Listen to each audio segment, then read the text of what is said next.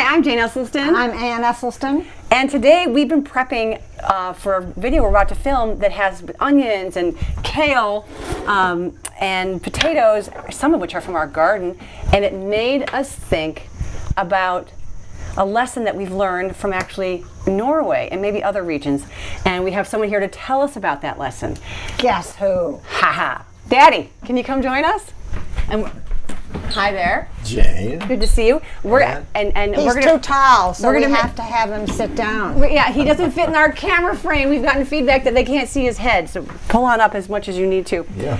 But Pull up. can you tell us about the power of plants historically? Well, it's exciting if we look at actually the World War II, because what happened when the Axis powers of Germany overran the Low Countries of Holland and Belgium, it was characteristic that they took away their livestock for their troops.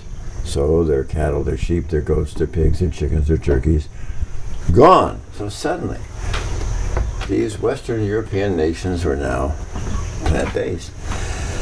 And it was in 1951, the doctors Strom and Janssen, reporting in England's leading medical journal, The Lancet, looked at the experience in Norway during this time period from 1927 through 1945-46. And they looked at the death rates in Norway from heart attack and stroke.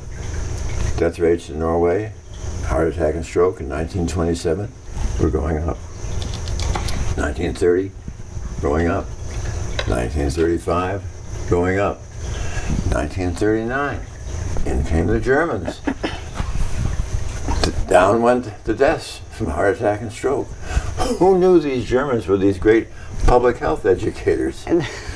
But look what happened suddenly in 1945 with the cessation of hostilities in the European theater with the death of Adolf Hitler.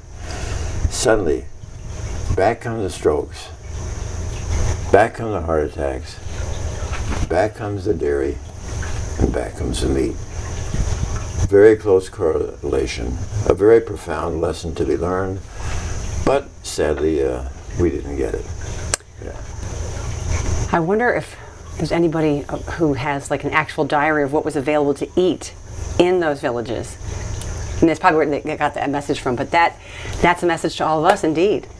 Well, it was obviously it was some sort of a compromise, but the point to be made here is that when you take away the meat and the dairy, you're taking one of the leading causes of atherosclerosis of the coronary arteries and cardiovascular disease. And it's a lesson we need to take to heart today as we're... Actually, speaking of today, in 2015, what did the WHO had a big announcement they made in 2015 regarding some of these products. Yeah, that was a very significant date, because in October of 2015, imagine this, that representatives from countries all over the world came to an agreement that red meat had the same level of carcinogenicity as smoking cigarettes.